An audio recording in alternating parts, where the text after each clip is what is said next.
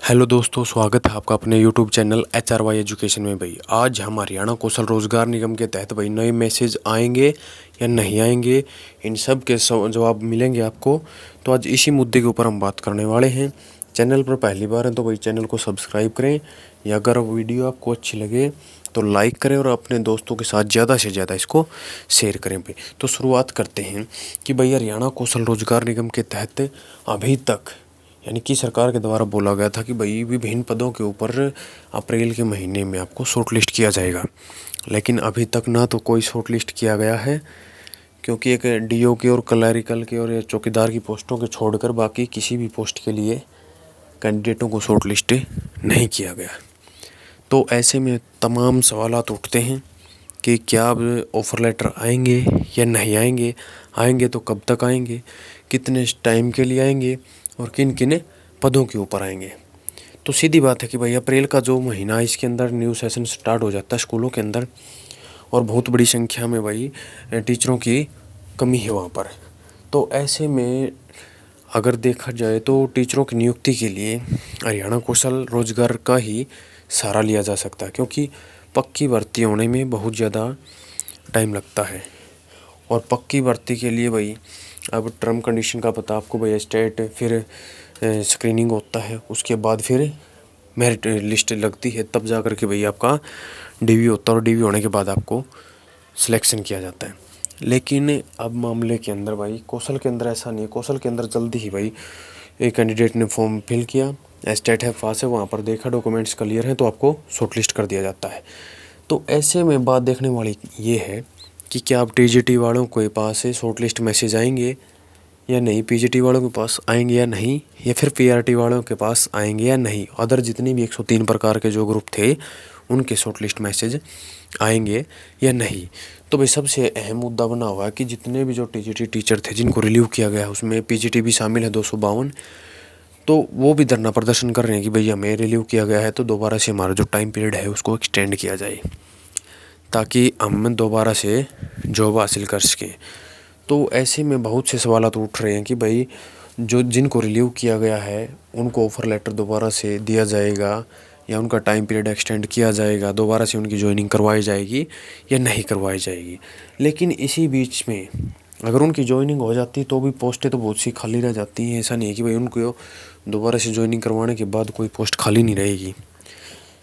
तो एक ये था कि भाई अप्रैल के अंदर खुद शिक्षा मंत्री का बयान था कि भाई अप्रैल के सेशन में हर एक स्कूल के अंदर देख लिया जाएगा भाई किस स्कूल के अंदर किस अध्यापक की कमी है, कौन से सब्जेक्ट की है, तो उसको पूरा किया जाएगा। लेकिन अभी तक भाई ना तो कोई बायोडाटा मांगा गया था।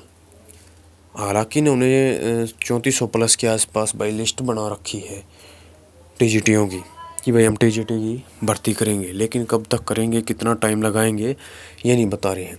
अब अप्रैल के अंदर इन्होंने शॉर्ट लिस्ट मैसेज करने थे उनके अकॉर्डिंग। भाई शिक्षा मंत्री ने भी खुद कहा था अब नए सेशन पे ही स्टूडेंट को अगर नया टीचर नहीं दिया तो बाद में देने का क्या फ़ायदा है, क्योंकि सेशन तो स्टार्ट हो चुका है, अध्यापकों की कमी भी है। सरप्लस तो एक आध स्कूल ऐसा भाई जहाँ पर सरप्लस है, लेकिन हर एक स्कूल के अंदर सरप्लस टीचर नहीं है। तो इसमें से मुद्दा वाली ये बात निकलती है कि भाई TGT के आएंगे नहीं है। भाई TGT के ज़रूर आएंगे, 3400 के आसपास आपके ऑफर लेटर ज़रूर आएंगे, इस बात में कोई दो राय नहीं है। वो अप्रैल में बोला गया, हो सकता है भाई ये अप्रैल को जैसे भाई धरना प्रदर्शन दे रहे इसका बहाना लगा करके थोड़ा अप्रैल को निकाल भी दे, और निकालने में रह भी क्या गया है, 21 तारीख हो चुकी है, 8-9 दिन है, तो इसको निकाल सकते हैं। लेकिन दूसरी बात अगर देखा जाए तो इनको मान के चलिए भाई आपको ऑफ़र लेटर अगर जारी करते हैं ये अब भी, तो भी आपकी ज्वाइनिंग ये मान के चलो 3-4 दिन बाद तक आप ज्वाइन कर सकते हैं, तो मई में ही आपकी स्टार्टिंग होगी ज्वाइनिंग जो है। लेकिन एक मुद्दा भाई JBT वालों के लिए भी बना हुआ है कि भाई JBT के फॉर्म तो इन्होंने भरवा लिए हैं, लेकिन ऑफ़र लेटर अभी तक नहीं डाल रहे। क्यों नहीं डाल रहे भाई?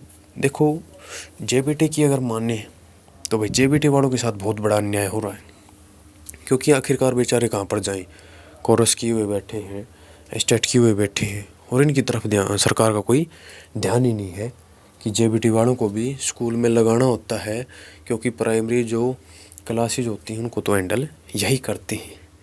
ठीक है, नींव रखने का काम इन्हीं के द्वारा किया जाता है, और इनकी भर्ती ना कौशल के माध्यम से हो पाई है न रेगुलर की। तो ऐसे में भाई बात पीजीटी के ऊपर भी आती है कि पीजीटी की वैकेंसियाँ आएंगी या नहीं। तो भाई पीजीटी की अगर हम बात करें तो 252 पीजीटी को रिलीव किया गया था, वो भी इस मुद्दे के तहत खड़े कि भाई हमें दोबारा से इस जॉब दायरे में लिया जाए, भाई हमारा जो टाइम पीरियड है उसको एक्सटेंड किया जाए। तो इन्होंने आंकड़ा सरप्लस का दिखा दिया है कि भाई सरप्लस टीचर है इसलिए आपको रिलीव किया गया है, क्योंकि हमने जो पक्की भर्तियाँ की थी उनमें बहुत से टीचर हैं जो गवर्नमेंट टीचर लगे हैं, तो इसके तहत भाई पीजीटीओ को रिलीव कर दिया गया है। लेकिन जेबीटी वालों को ना तो ऑफ़र लेटर मिला है और वो वेट भी कर रहे हैं बेचारे। क्यों ना वेट करें भाई, 2012 के बाद कोई भर्ती आई ही नहीं है। आखिरकार या तो इन जेबीटी वालों को पक्की भर्ती दो या कौशल के माध्यम से लो। तो भाई जितने भी ये न्यूज़ देख रहे हैं इस चैनल के माध्यम से, जेबीटी टीजीटी पीजीटी वालों, जितना हो सके भाई इस वीडियो को इतना शेयर करो कि आपकी जो आवाज़ है वो सरकार तक पहुंच जाए। तो हम सरकार से रिक्वेस्ट करते हैं कि आप जेबीटी वालों की तरफ भी ध्यान दो, टीजीटी वालों की तरफ भी ध्यान दो और पीजीटी वालों की तरफ भी ध्यान दो, खास करके क्योंकि स्कूल की अगर स्टार्टिंग होती है तो प्राइमरी क्लास से स्टार्ट होती है और प्राइमरी के अंदर स्टाफ आपने अभी तक भर्ती नहीं किया है। तो आप जल्द से जल्द एस्टेट लीजिए, नई भर्ती दीजिए, कौशल के माध्यम से लीजिए। जितने भी आपके पास वैकेंसियाँ खाली पड़ी हैं जल्द से जल्द लीजिए, क्योंकि अप्रैल में बोल रहे थे कि एस्टेट होगा एस्टेट, भाई अप्रैल तो जाने के कगार पर है।